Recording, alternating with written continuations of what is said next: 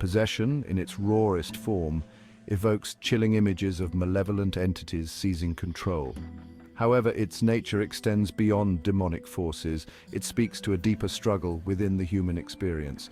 We can broadly categorize possession into three forms. The first, rooted in religious doctrine, ascribes possession to the consequences of unforgivable immortal sins, where the soul becomes vulnerable to demonic influence.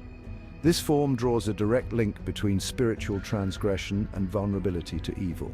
The second form recognizes the profound impact of trauma. Individuals subjected to horrific experiences like abuse, violence, or severe misfortune can find their lives and psyches scarred. They may feel overtaken by darkness, a sense of possession by the trauma itself. The final form views possession through a theological lens, suggesting that God might permit it to unfold a greater narrative of good versus evil. This perspective, while difficult to grasp, posits that suffering, even in its most extreme form, serves a purpose within the grand tapestry of existence. The question of why evil befalls the innocent, why possession in any of its forms takes root in seemingly undeserving lives, has plagued humanity for millennia. It feels inherently unjust that those who strive for righteousness, who exhibit compassion and love, should be subjected to such torment. This dissonance between perceived fairness and the reality of suffering challenges our understanding of a benevolent God. If God is all-powerful and all-loving, why does he allow such darkness to fester, particularly in the hearts and lives of those who seem least deserving? This question strikes at the core of faith, forcing us to confront the limitations of our understanding and the often unfathomable nature of God's plan. It demands a deeper exploration of the nature of good and evil, free will, and the purpose of suffering. The existence of evil and suffering presents a compelling argument against the existence of a loving God. If God is all-powerful, he could prevent it. If he is all-loving, surely he would not allow it. Yet, evil persists. This paradox has fueled theological and philosophical debates for centuries. Some argue that God allows evil to exist as a necessary counterpart to good, allowing for free will and the potential for true virtue. Others suggest that God's ways are beyond human comprehension, his plan too vast for us to grasp fully.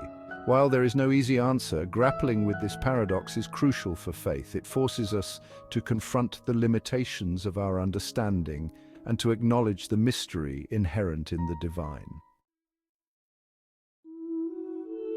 Section 4. Glimmers of Hope.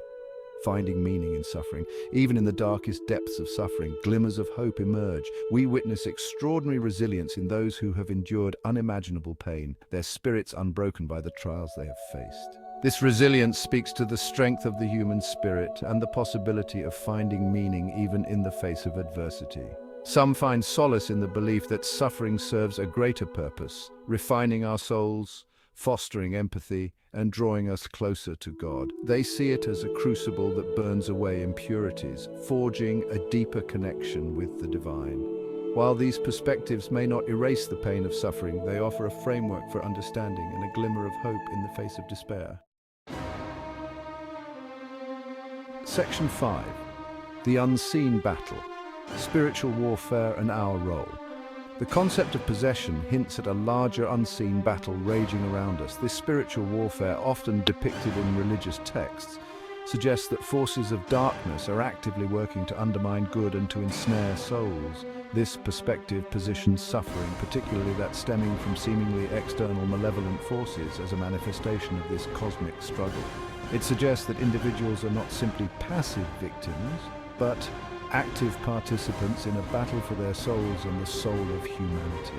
While this framework can be comforting, offering an explanation for the unexplainable, it also underscores the importance of spiritual vigilance and the need to actively cultivate faith and resist darkness. Section 6. A faith tested, a faith strengthened. The question of why God allows evil and suffering will likely remain unanswered in this lifetime. It is a question that has challenged theologians and philosophers for centuries, a question that cuts to the core of faith.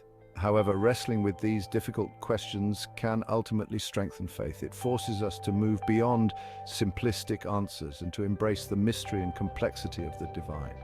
It compels us to confront our own doubts and to emerge with a more nuanced and resilient faith.